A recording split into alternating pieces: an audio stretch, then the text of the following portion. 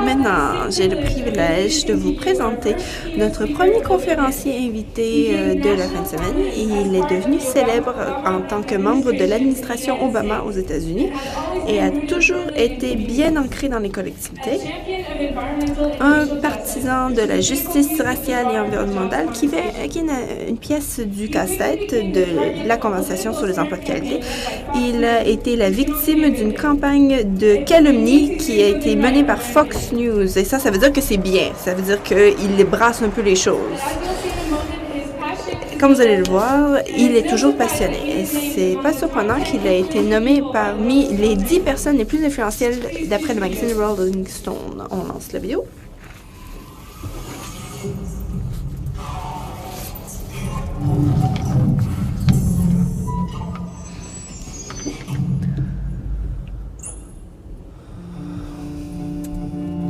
Je m'appelle Van Jones et je suis le président de la fondation Rebuild the Dream où on a une initiative qui s'appelle We. Yes, We Code. C'est une initiative afin d'amener 100 000 jeunes qui sont considérés comme étant à faible opportunité dans des milieux difficiles où on veut les former pour être des programmeurs informatiques. Nous sommes en Californie et nous avons des jeunes que nous formons pour devenir programmeurs. Ces jeunes que vous voyez là, c'était des jeunes qui sont censés jouer au basketball au coin de la rue, dans les rues, et ainsi de suite. Maintenant, on les forme pour être les génies programmeurs de l'avenir. C'est en train de créer des applications informatiques. Ça nous a... Là, habituellement, quand on voit des jeunes noirs, on parle de ce qu'ils sont en train de commettre des crimes. Mais ces jeunes, eux, accomplissent des exploits. Si vous êtes à ces jeunes hommes noirs, si vous les enseignez, vous leur dites, regardez, t'as le choix. Tu peux être soit un joueur de basketball célèbre ou un vendeur de drogue, ou tu peux être un rappeur. Et ils se disent, ça, c'est leur avenir. C'est juste ça qu'ils ont comme profession, comme avenir. Mais c'est très peu de chance de devenir comme ça. Mais là, maintenant, on leur dit, tu peux aussi être quelqu'un. Tu peux être un programmeur informatique qui va créer quelque chose que les gens vont utiliser, qui va être utile. Et là, tu peux soit porter un capuchon et être un joueur de basketball célèbre, mais t'es pas parce que tu portes un coton watté avec un capuchon que tu as besoin d'être un criminel. C'est pas comme ça. Qu'est-ce que tu veux faire de ta vie? Quand on voit ce type d'opportunité et qu'on voit tous ces jeunes qui manquent l'opportunité, qui passent à côté, il faut s'impliquer, il faut faire quelque chose. Surtout quand, vous savez, quand les jeunes s'emparent d'une idée, ils dépassent toujours vos attentes. Vous pouvez les aider à contribuer à la société. Chacun offre ses services, ses talents, son potentiel. On voit quelque chose d'extraordinaire se produire. On applaudit ces jeunes, On les applaudit. Les gens qui essaient de s'améliorer, de changer le monde, de changer ce pays. Des génies. Certains des meilleurs jeunes que vous verrez jamais. Regardez à quel point ils sont beaux. On les applaudit. Qu'est-ce qu'ils portent? Ils portent des cotons wattés. Mais pas pour aller tirer sur leurs voisins. Pas pour aller attaquer les petites madames âgées dans la rue. Pas pour aller jouer au basketball. Mais parce qu'ils ont l'énergie, mais ils sont capables d'accomplir des miracles. Ce sont des programmeurs. Tous ceux qui sont ici, vous êtes choisis, vous êtes spécial parce que vous avez le privilège d'assister aujourd'hui, en ce moment, à la naissance d'un nouveau mouvement. Un mouvement qui va non seulement révéler ce qu'il y a de mieux chez ces jeunes, mais ce qu'il y a de mieux chez l'humanité elle-même. Parce que quand vous donnez à ces jeunes les outils pour bâtir un futur qui fonctionnera, ça fonctionnera pas seulement pour eux, ça fonctionnera pour nous. Accueillez, s'il vous plaît, Monsieur Van Jones.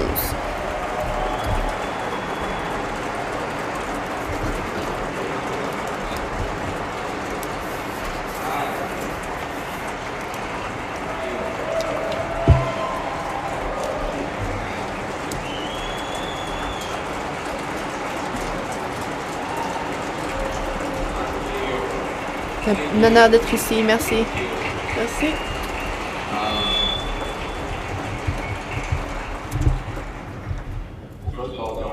Tout d'abord, merci. C'est un honneur d'être ici avec vous. Deuxièmement, est-ce que vous pouvez me ramener le podium? Parce que j'avais des notes sur le podium. Et puis, on m'a enlevé le podium qui avait mes notes. Alors, ramenez le lutrin, s'il vous plaît, quelqu'un. Il me fait très plaisir d'être ici. Vous savez, vous avez tous des voisins, des cousins, des anciens petits copains, des anciennes copines qui font n'importe quoi ce samedi matin, mais à part assister à une conférence. Mais nous, on fait partie de ces gens un peu fous qui... merci. On applaudit mon copain. Ça a été rapide. Merci. Il fait un bon travail.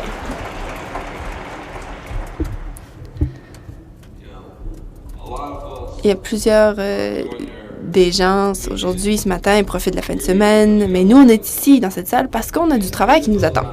Et on est ce genre de personnes qui aimons, qui nous intéressons à ce qui se passe, et ces gens qui... n'allez pas sur Twitter, s'il vous plaît, ou sur Facebook, consultez ça parce que vous allez voir qu'ils sont tous en train de s'amuser ce matin. Là. Ils sont en train d'afficher des images d'eux, en train de profiter de la fin de semaine. Alors, j'espère qu'à la fin de la journée, on aura travaillé pour eux. On aura aidé à améliorer leur vie. Je veux débuter mes commentaires avec un argument fondamental. Et j'espère que ce ne sera pas trop controversé. J'espère qu'on va tous s'entendre, on va être sur la même ligne de pensée, mais je crois fermement que quand nos ennemis sont unis entre eux et que les gens, eux, sont divisés, la victoire est impossible. Ça, c'est mon point de vue. Si nos ennemis, entre eux, sont unis contre nous et que nous, on est divisés entre nous, ben, ce serait impossible de gagner, tant que ce serait comme ça. Qu'est-ce que ça veut dire, de point de vue pratique? Ça veut dire que, quelque part, il y a un jeune qui fait ce qu'on lui a dit de faire. Vous savez, il y a plein de jeunes qui font pas ce qu'on leur dit de faire, mais il y a des gens, les jeunes aujourd'hui, qui font ce qu'on leur dit de faire. Ils restent à l'école, continuent à l'école, ils reçoivent leur diplôme. Après graduation, ils sont au bord du précipice, la pire économie depuis la Grande Dépression. Et maintenant, il y a 300 000 jeunes de ce type ici au Canada qui ont bien fait, ont suivi les instructions, et pourtant, malgré qu'ils ont tout fait comme il faut, à la fin de leurs études, tout ce qu'ils reçoivent, c'est un petit stage non payé pendant des années et des années et des années. Maintenant, si ce jeune, dans cette situation, reste isolé, si nous sommes divisés, la victoire pour ce jeune, c'est impossible. Alors, parlons de point de vue concret, là. Vous avez des gens ici qu'on appelle des employés en position précaire. C'est un terme officiel maintenant. Là, censé être poli dire ça. Des travailleurs en poste précaire. Et ils travaillent ce qu'on appelle maintenant des emplois temporaires. Le salaire est temporaire, mais l'anxiété, elle est permanente. L'anxiété est permanente. Le précaire, ça veut dire qu'on a toujours peur. Ça veut dire chaque jour, on est effrayé. Ça veut dire que à la fin du mois, quand on reçoit son chèque de paie, on n'est pas certain de ce qui va se passer. Chaque jour, on regarde des jeunes qui ont l'habitude affreuse de manger chaque jour. Regardez vos enfants, votre partenaire, votre conjointe qui a cette habitude affreuse. Il insiste pour vivre dans une maison. Il insiste pour ne pas vivre sur la rue. Et puis, vous vous posez la question. Chaque jour, chaque matin, lorsque vous vous réveillez le matin, vous avez peur, vous êtes effrayé, vous vous réveillez avec une boule dans la gorge. C'est ça ce que ça veut dire un emploi précaire. Ça veut dire être effrayé, être terrorisé et jamais voir de lumière au bout du tunnel. Et tant que ce travailleur est isolé, aucun syndicat ne l'acceptera, ne le prendra. Tant qu'ils sont isolés, tant que nous sommes divisés, la victoire pour ce travailleur, c'est impossible. Qu'est-ce que ça veut dire de façon concrète? Vous avez des mères monoparentales. Des mères monoparentales, par exemple, qui se débattent au travail, se débattent pas seulement avec un plafond de verre qui les empêche de monter, mais aussi avec du harcèlement au travail de leurs collègues, de leurs gestionnaires. Et puis, lorsqu'ils quittent ce champ de bataille, ils se retrouvent à la maison où ils ont un père, une mère vieillissants, ils ont des enfants affamés et puis ils ont l'impression au fond d'elles-mêmes qu'elles échouent. Elles échouent au travail, elles échouent à la maison, elles échouent sur tous les côtés parce que les lois, les programmes, les changements culturels qui seraient nécessaires pour le succès de cette jeune mère monoparentale, elles n'ont pas accès à ces programmes. Tant que cette jeune mère monoparentale existe, prenant le bus tôt le matin, isolée, seule, tant que nous sommes divisés, la victoire est impossible. Concrètement, vous avez des Autochtones, des membres de nations autochtones qui vivent les conséquences de traités, de promesses brisées, des milliers de femmes autochtones qui disparaissent, qui sont assassinées ici et pas dans le cadre de la part du gouvernement Harper. Un scandale de la part du gouvernement Harper.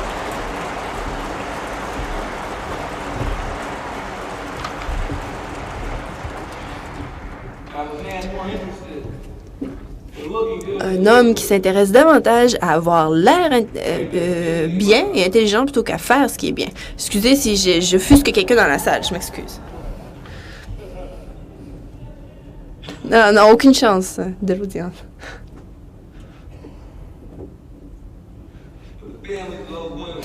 Mais les familles de ces femmes et les enfants de ces femmes, tant qu'elles seront isolées, tant que les gens seront divisés, aucune chance de victoire.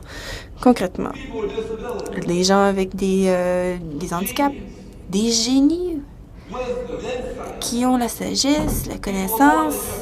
Les gens, on est plus qu'un corps, on est plus qu'un diagnostic médical. Et puis, ils regardent ce qui se passe et ils voient que le gouvernement ici au Canada a approuvé à chaque convention des Nations unies pour le droit des personnes handicapées. Ils ont ratifié ces conventions, mais par contre, ils ne veulent pas s'engager à réaliser ces promesses. Ça, c'est une tragédie du gouvernement Harper.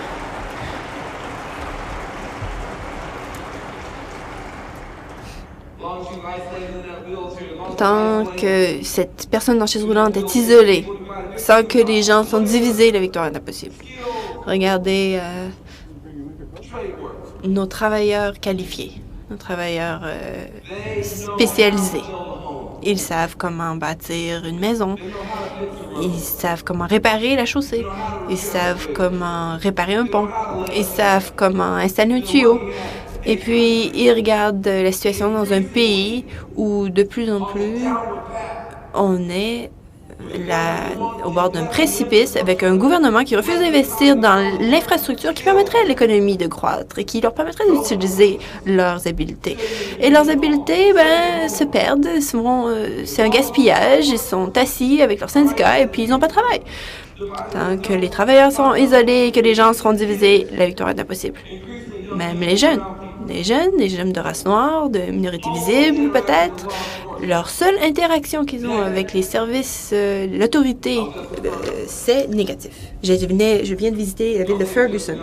C'est pas seulement aux États-Unis où les jeunes de minorités visibles ont l'impression qu'on leur manque de respect, ont l'impression d'être méprisés. C'est partout dans l'Ouest. Les jeunes de minorités visibles, les nouveaux immigrants, ainsi de suite, on les regarde de haut et ils ont la créativité, ils ont la passion au cœur et pourtant ils ont l'impression qu'ils sont considérés comme des ennemis dans le pays qu'ils considèrent comme le leur, dans leur chez-soi.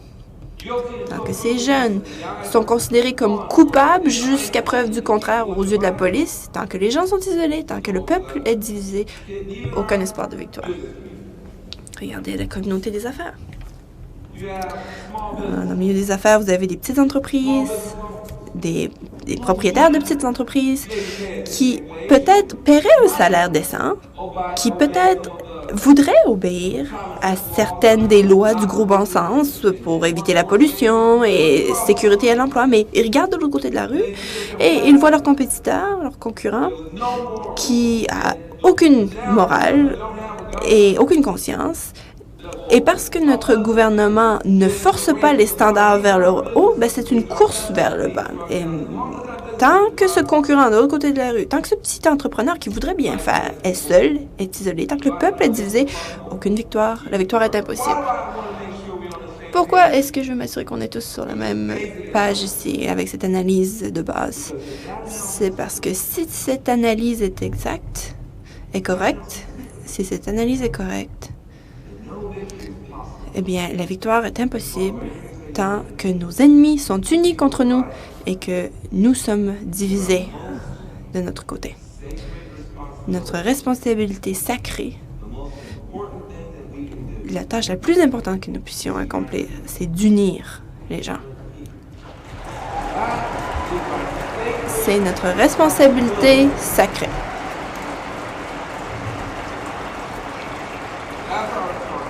C'est notre responsabilité. Et c'est pour ça que je suis ici aujourd'hui. Je suis ici parce qu'il y a un phénomène qui se produit en ce moment au Canada. Vous avez un méchant malade en haut chez vous. Et je parle pas de Rob Ford quand je dis ça. Non, l'un ou l'autre. Là, quand je parle des Ford, c'est ni l'un ni l'autre. Vous avez un méchant malade. Un méchant malade ici qui croit en l'unité, qui croit qu'il est possible d'unir les gens. Vous avez un méchant malade qui, au moment où la majorité du mouvement syndical est en division interne, en chicanerie interne, quelqu'un qui dit non. Non, nous allons nous unir. Et parce que vous avez un fou comme ça, qui s'appelle Jerry,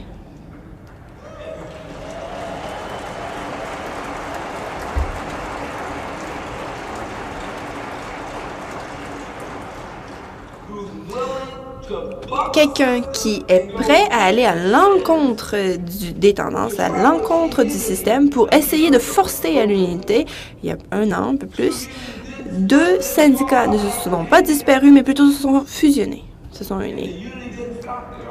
Et ça s'est pas arrêté là. Parce que parfois, des bonnes choses se produisent et on est tellement occupé à regarder ce qui va mal qu'on oublie ce qu'on fait de bien. Alors, regardons ce qu'on fait de bien. Regardons, il y a des bonnes choses qui se passent au Canada en ce moment. Il y a des belles choses qui se passent au Canada.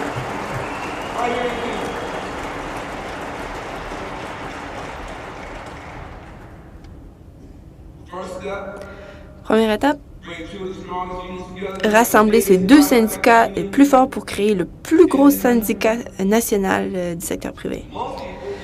La plupart des gens auraient été assez intelligents pour s'arrêter là. La plupart auraient été assez avisés pour se dire « OK, bon, super, je suis extraordinaire. » Mais pas vous. Non, Unifor ne s'est pas arrêté là. Jerry ne s'est pas arrêté là. Une fois qu'il a consolidé cette nouvelle base de pouvoir, au lieu d'en rester là, qu'est-ce qu'Unifor a fait?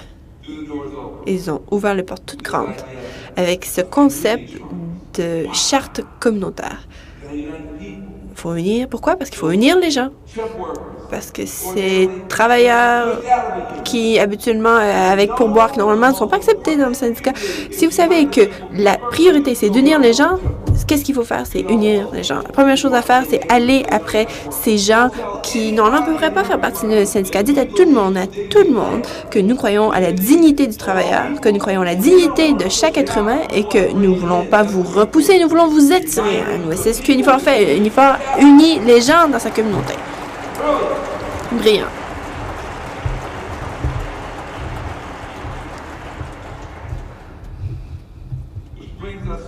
Ce qui nous amène à la journée d'aujourd'hui. On aurait pu s'en tenir à créer la plus grande union du secteur privé du pays. On aurait pu s'en tenir à ouvrir les portes et inviter les gens à nous rejoindre. Mais au lieu de ça,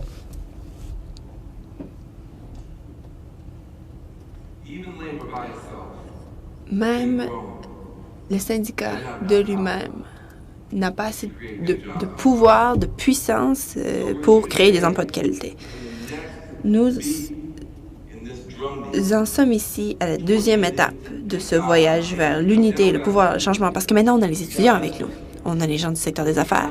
Nous sommes en train d'unir les gens. Et c'est pour ça que je suis ici aujourd'hui. Vous savez, on me demande tout le temps de faire des présentations à plein d'événements et ça fait plaisir, bien sûr, mais la réalité, c'est que moi, j'ai une émission de TV à faire. Hein?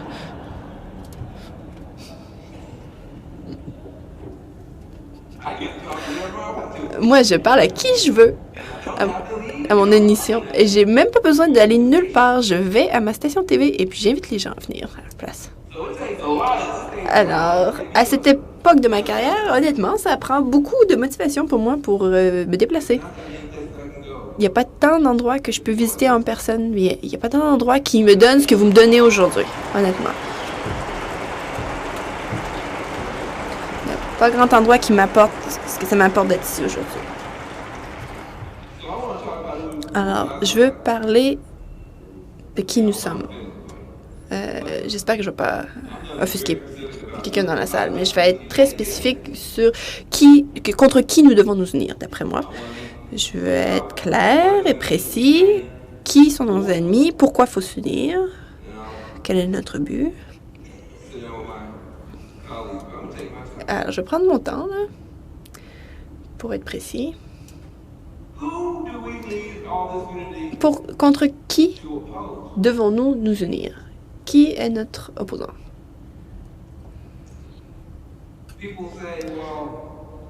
Les gens vont dire « Ah, ces gens-là, ils sont contre le 1%. Et donc, ils sont contre les riches. C'est ce que vous faites. Ils sont une guerre contre les classes sociales. Et c'est des gens qui sont en colère et enragés. Il ne faudrait pas les écouter. Et je vais être très clair avec vous. Le 1%, là, c'est pas mon ennemi. Pour une raison très simple. 1% sont pas... Parce que Beyoncé en fait partie.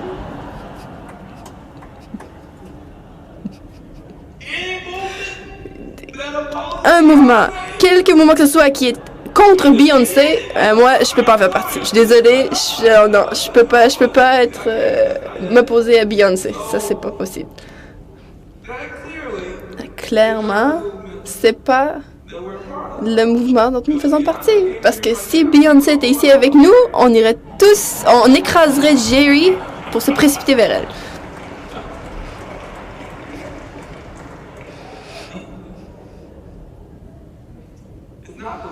C'est pas le 1% riche de la population qui est notre ennemi. C'est le pire du 1% du 1%. Ce qui est cette élite internationale qui vit nulle part, en fait. Ils vivent dans des avions, des jets privés, des endroits dont vous et moi, on n'a jamais entendu parler et qui nous laisseraient même pas passer par la porte. Et on n'est pas en colère contre eux parce qu'ils sont riches, c'est pas ça le problème. On n'est pas enragé contre eux contre les gens parce qu'ils sont aisés. Regardez, Beyoncé, par exemple. C'est pas les gagnants du système économique. C'est les tricheurs du système économique qui nous enragent. Les gens qui trichent, qui arrangent le jeu et les règles à l'avance pour nous empêcher, nous, d'avancer. Ça, c'est nos ennemis. C'est pas les... tu peux être un gagnant, mais sois pas tricheur. Arrange pas les règles à l'avance. C'est traîtres économiques. Ces gens qui sont en trahison économique contre leur propre pays. C'est ça qui me met en colère. Je suis pas en guerre contre les classes sociales, quelles qu'elles soient. Je suis en guerre contre les gens qui ne font partie d'aucune classe sociale. Je vais le répéter. Je suis pas en guerre contre le système social. Je suis en guerre contre les gens qui n'ont pas de classe. Qu'est-ce que je veux dire avec ça, les gens qui n'ont pas de classe? Quand c'est pratique pour eux, on est une compagnie canadienne, soudainement. Quand ça fait leur affaire, on est une compagnie américaine, soudainement. Quand c'est le moment maintenant d'utiliser les infrastructures, les routes que votre argent a payé avec vos impôts pour déplacer leurs produits de point A à point B, là, ils sont une compagnie canadienne. Quand c'est le moment d'utiliser le système de justice pour protéger leurs droits de propriété intellectuelle, pour appliquer toutes les règles en petits caractères au bas de leur contrat, là, ils sont une compagnie canadienne. Et puis, ils vont aller dans vos cours canadiennes, vos tribunaux canadiens que vos impôts ont payés pour faire bâtir que votre main-d'œuvre travaille. Et puis là, soudainement, ce sont des compagnies canadiennes, des compagnies américaines. Mais quand c'est le moment de payer des impôts, par contre, non, nous, en fait, on vit dans une petite boîte case postale aux Bermudes. C'est là qu'on vit. Quand c'est le moment maintenant de bâtir une usine, faire des investissements, non, maintenant on est une corporation internationale, nous, et puis on vous doit rien. Et quand on dit, attends, un peu, là, paie-nous des salaires décents. Si t'es une compagnie canadienne, paie tes travailleurs canadiens un salaire décent, paie des impôts normaux, décents. L'an dernier, soudainement, non, nous, on est une corporation internationale, nous. Peut-être que c'est un message qui vous semble familier. Écoutez attentivement. Voyez si cette histoire vous semble familière. Prendre, mais ne rien donner en échange. Prendre, mais rien redonner en échange. Ces méga corporations seraient le pire petit ami du monde, le pire conjoint au monde. Donne-moi. Non, mais tu veux quelque chose en échange? Oh non. Je suis trop occupée. Ah, j'ai mal au dos. Ah, je peux pas.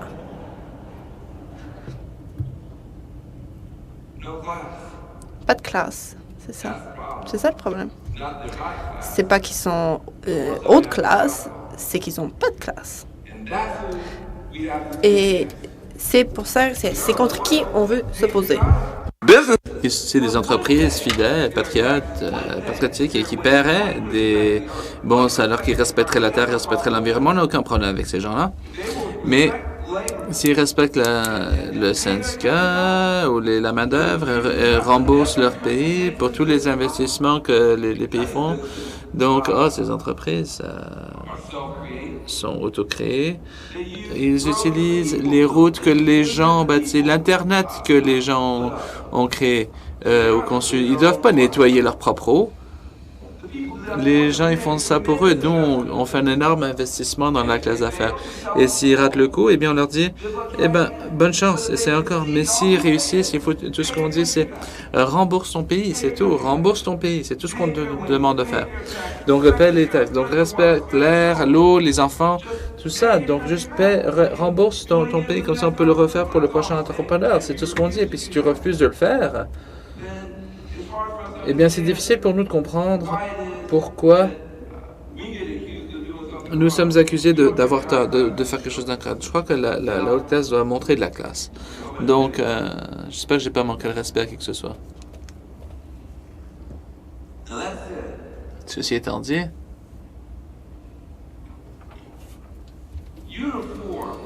Unifor est un nom extraordinaire, car ça m'amène au prochain point. J'étais difficile contre nos opposants, maintenant je vais être difficile avec nous-mêmes un instant. Écoutez,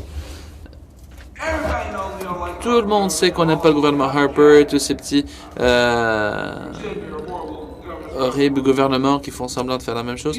Donc, les gens ont une idée de pour qui on est contre, mais ils ne savent pas qu'est-ce qu'on appuie. On dit uni. Ouais, j'ai parlé de l'unité. Pour. Fort.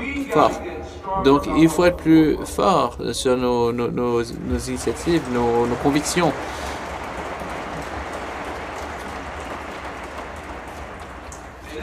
Et ça, c'est pas seulement vous ici. Ça, c'est juste la gauche en général. Les progressifs sont devenus... Ouf. Nous sommes tellement bons maintenant à définir qu'est-ce que nous sommes à l'encontre que maintenant ce qui est à l'encontre, ça nous définit à nous. C'est devenu aussi mauvais que ça. Donc demandez à n'importe quel progressif qu'est-ce qu'ils appuient. Ils disent je suis anti-raciste, anti-sexiste, anti-guerre, anti... Non, attends un peu. Essaie une deuxième fois. Qui es-tu? Tu es pourquoi? Je suis anti-raciste, anti-sexiste, anti-intimidation, je suis anti-guerre, je suis anti-avarice corporative. Ouais. Ce que vous êtes à l'encontre, ça ne devrait pas être la seule façon dont vous définissez qui vous êtes. Ça, c'est un énorme problème que je vois. Nous sommes tellement bons à définir qu'est-ce que nous opposons qu'on ne peut pas s'autodéfinir. N'importe qui peut s'opposer à quoi que ce soit. Donc, j'ai un enfant de 6 ans. Demandez-moi comment je le sais. L'opposition, bien que ça exige du courage, c'est la partie la plus facile. Tous les jours, chez moi, mes 2 fils me disent toujours non. Ils savent exactement ce qu'ils ne veulent pas faire, ce que je leur ai demandé de faire. Ils veulent pas le faire. L'opposition, c'est facile de s'opposer à quelque chose. N'importe qui peut s'opposer à ce que les dirigeants proposent. On ne peut pas être tous l'opposition et pas de proposition. C'est pour ça que Unifor est sur la bonne voie. Nous ne voulons pas juste dire non à ces stagiaires qui sont pas rémunérés. Oui, il faut dire non à ça, mais oui, il faut avoir des programmes d'apprentis rémunérés. Laisser les jeunes gagner lorsqu'ils apprennent. Donc, il faut les rémunérer, ces apprentis, à travers le pays. Donc, mettez ces jeunes au travail. Mettez-les à côté du métier, du travailleur qui a les compétences. Donc, il y en a certains qui vont prendre leur retraite. Vous allez perdre des générations de sagesse dans cette récession. Et nous ne pouvons pas tout simplement dire non au stage, donc il faut dire oui. Donc on ne dit pas seulement non à ces terribles ententes de libre commerce.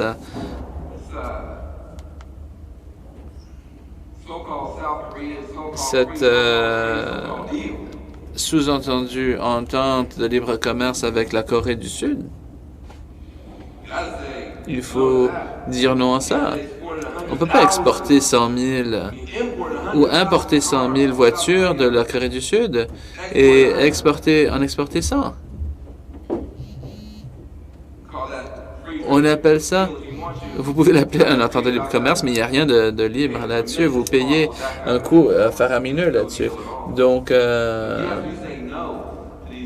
on dit non à ces différentes ententes, oui. Donc, je suis pour le marché libre, mais je veux vivre dans un monde... Je veux pas vivre dans un monde où le marché est libre et les gens ne sont pas libres. Je suis pas dans ce monde-là. Moi, c'est pas pour moi, ça.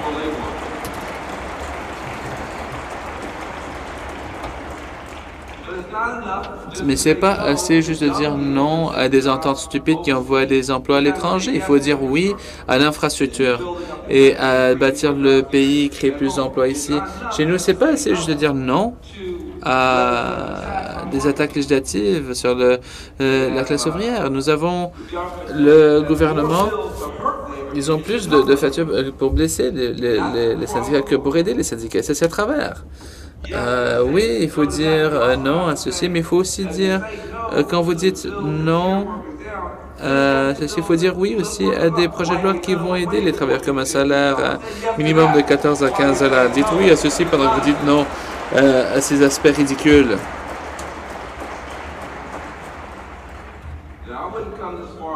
Et je viendrai pas jusqu'ici sans partager certaines choses qui fonctionnent pour nous aux États-Unis. Je vais vous parler de 3 choses rapidement qui vont, espérons, vous donner du courage, d'inspiration. Donc, on en prend beaucoup on prend beaucoup d'inspiration de vous. Et puis, je vais vous parler d'une histoire d'un chef africain qui m'inspire. Et ensuite, on conclura. 3 histoires, alors, en fin de compte. 3 contes. Les gens, ils ont peur.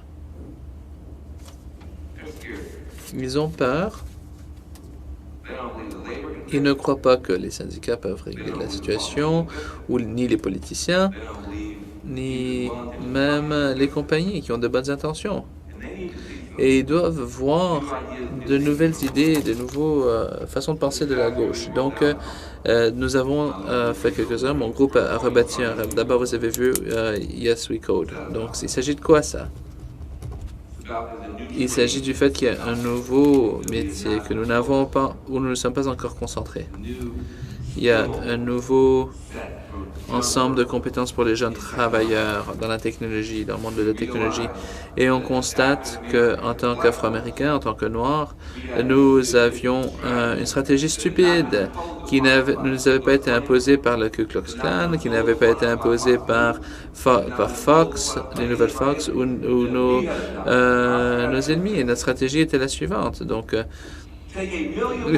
prenez 1 million d'enfants noirs, faites-les travailler très fort pour rentrer dans la NBA, l'Association de basketball nationale. 1 million d'enfants noirs à toutes les fins de semaine en train de jouer au basket jusqu'à ce qu'ils puissent rentrer dans la NBA. C'est quoi le problème avec cette stratégie? La NBA embauche 15 enfants par an. Tu as 1 million d'enfants noirs, là, qui se préparent à être candidats pour 15 emplois. Tandis que la vallée de Silicon et tout le secteur technologique de Austin à Boston dit qu'il va y avoir ils auront une pénurie d'emplois de 1 million d'emplois dans 10 ans vis-à-vis les programmeurs d'ordinateurs, d'ingénieurs, etc. Et si on ne fait pas attention, on va avoir 15 enfants noirs qui vont être concurrents pour le million d'emplois. Mais ça, c'est... Si j'étais le clan, si j'étais de la nation aryenne, je proposerais cette stratégie de façon très vigoureuse. J'aurais 1 million d'enfants là qui sont à faire 15 enfants et puis 15 enfants qui essaient de se poser candidat pour 1 million d'emplois. Et tu perds des deux côtés. Tout le monde est perdant. Alors, on est allé et on a dit, il faut se réunir. Et nous avons Prince, la vedette de rock, la famille de Dr. King. Nous avons Google, Facebook, la Fondation Ford et 90 groupes à travers tout le pays qui essayaient à leur propre façon d'enseigner aux pauvres latinos, afro-américains comment coder. Et on dit, bien, on va le faire, on va bâtir ce pipeline. Pas le pipeline Keystone, mais un pipeline néanmoins. Un pipeline d'emploi. Un pipeline de talent qui va vraiment avoir 100 000 de nos jeunes travailleurs prêts. Alors, vous avez dit vous-même que, oui, c'est bien, mais il n'y a pas un enfant que j'ai entendu dans des villes qui veut ces emplois. Et j'ai dit, ben, tu as probablement raison, mais je veux dire qu'est-ce qu'on a dit. Puis je veux que vous fassiez la même chose parce que le syndicat doit commencer à se préparer pour cette nouvelle main-d'œuvre. Moi, c'est très simple avec eux ce que je leur ai dit. À Détroit, Oakland, vous avez vu certaines des villes. C'est très simple. J'y vais, je dis, OK. Alors, j'ai 3 questions pour vous. Je leur pose 3 questions. Numéro 1, qui a un téléphone intelligent? OK, je suis vieux. Bon, qui a téléchargé une application? Tout le monde lève la main. OK, ils se sentent très bien parce qu'ils ont tous répondu. Donc, ils ont un téléphone intelligent, ils ont téléchargé une application. OK, dernière question. Qui ici a téléchargé une application? A conçu une application? Il n'y a même pas une main levée vis-à-vis qui a conçu une application. Et vous savez pourquoi?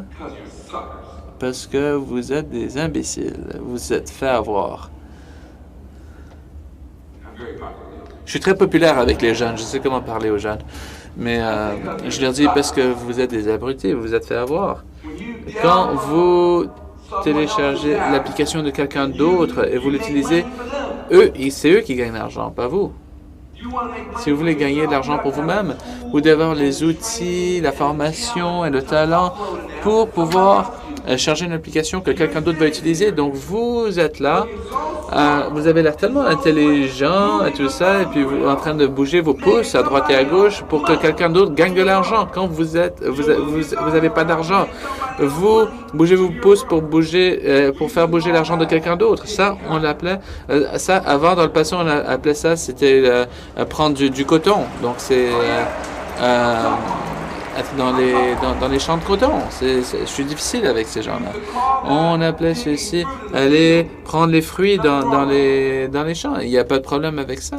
Mais qui veut être quelqu'un qui veut charger des applications et pas seulement les télécharger. Donc, qui veut gagner de l'argent? Donc, on leur dit, vous faites du codage même sans diplôme universitaire, c'est 70 000 par an, c'est 70 000 par an que la police ne peut pas saisir.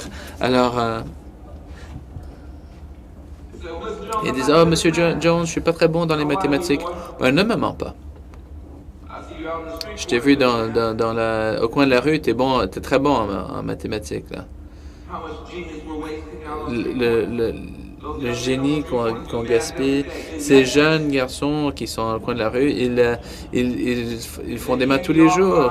Et il vaut mieux qu'ils changent pas la dose d'un milligramme ou si vous pouvez faire ces maths sous ces conditions, vous pouvez programmer un ordinateur puis avoir un bon emploi. Il faut arrêter de gaspiller le génie. Donc, il faut donner la formation, l'opportunité aux gens pour qu'ils fassent partie de la main-d'œuvre.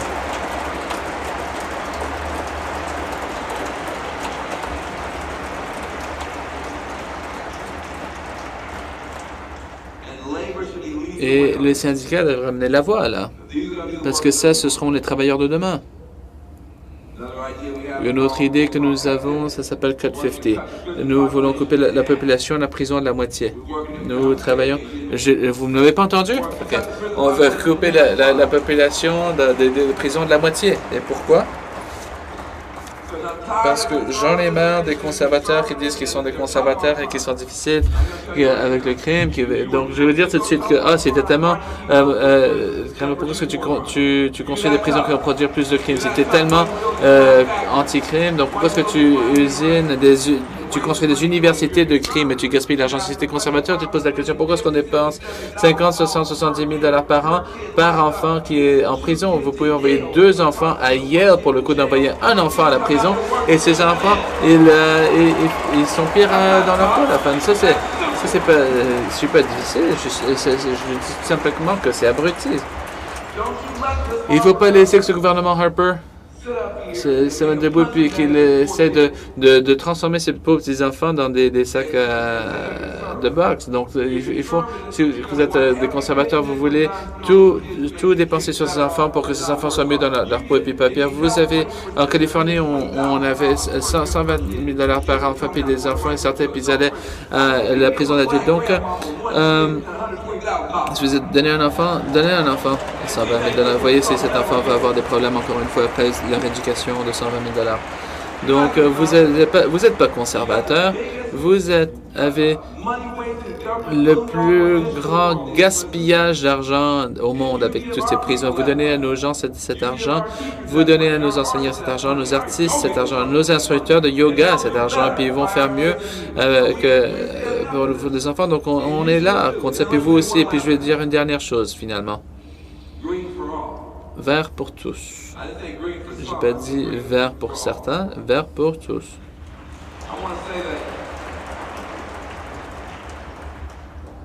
Je veux juste dire que j'allais arriver à la partie environnementale. Les gens ils disent hey, l'environnement, ici, la Terre, qu'est-ce qui se passe? On meurt là.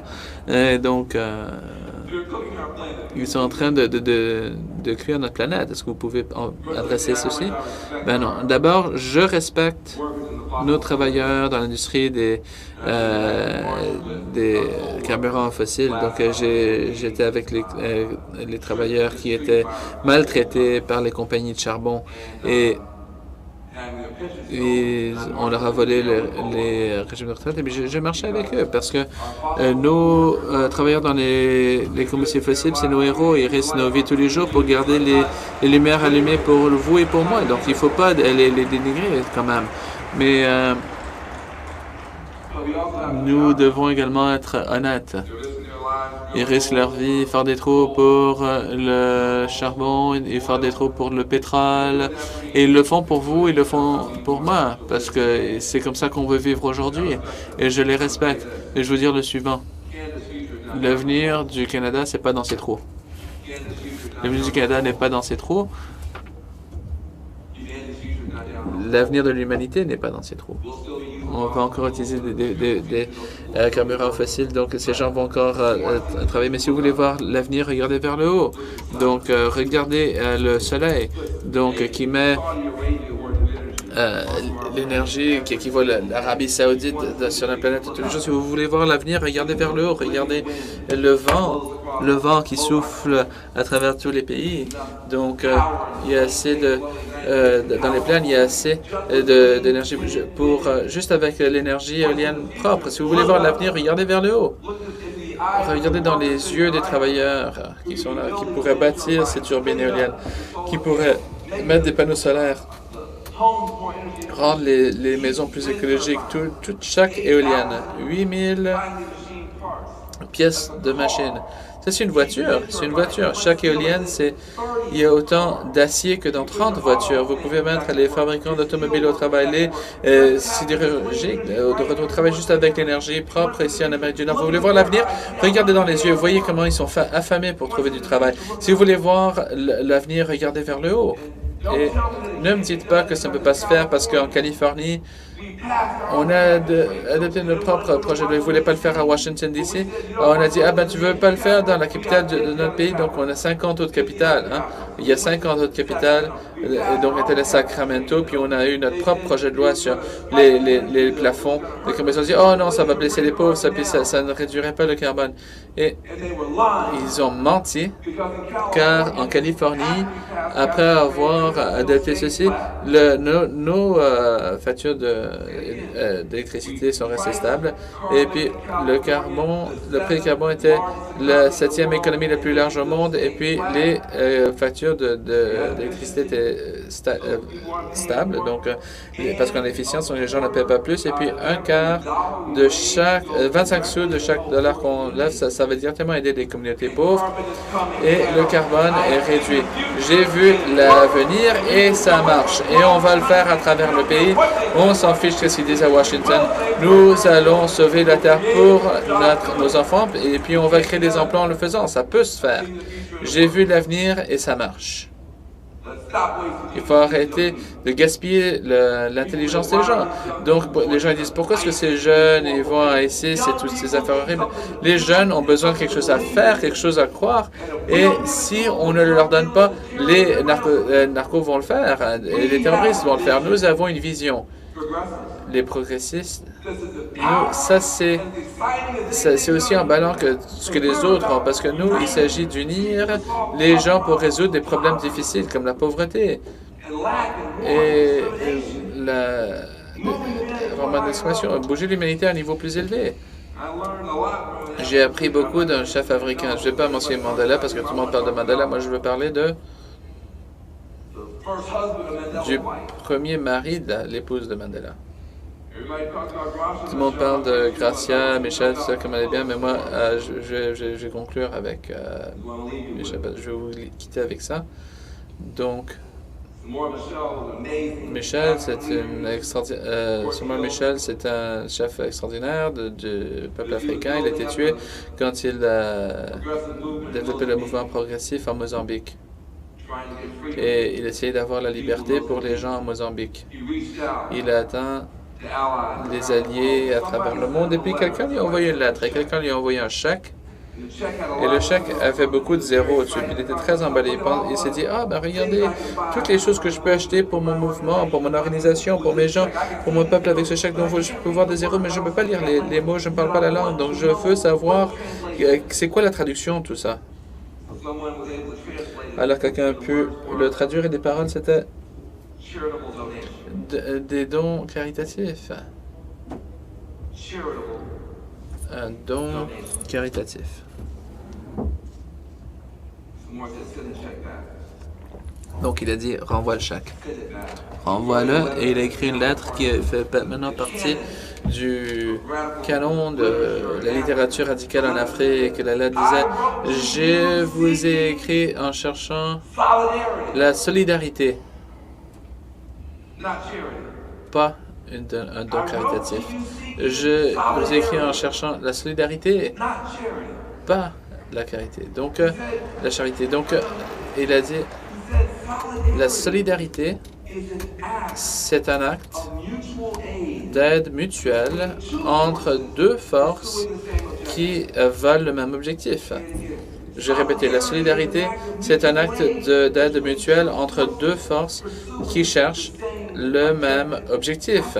C'est ça ce que Unifor commence à surgir. Il commence à surgir en tant que possibilité pour tout ça. Donc, dans ce pays, la solidarité pas la charité. Et quand vous avez des jeunes, donc c'est pas parce qu'ils se sentent mal pour vous, c'est car on cherche le même objectif. Quand vous ramenez les femmes, c'est pas parce qu'on se sent mal pour les femmes, on cherche le même objectif. Le mouvement syndical, les bonnes entreprises, les gens autochtones, les handicapés, nous cherchons le même objectif. Donc, vivre dans un Canada qui est respecté par tout le monde, car nous respectons tout le monde chez nous. De vivre dans un Canada qui s'inquiète de la liberté des gens autant que les marchés libres. De vivre dans un Canada qui travaille pour tout et où tout le monde peut travailler. Donc, c'est notre objectif. Et si on se respecte, si on peut atteindre les uns les autres, si on s'appuie les uns les autres, on peut diviser nos ennemis, unir le peuple et gagner le changement que nous méritons. Donc faisons-le ensemble. Merci beaucoup, Unifor. Continuez d'avant, Unifor. Nous apprécions, nous avons besoin de vous. Merci beaucoup.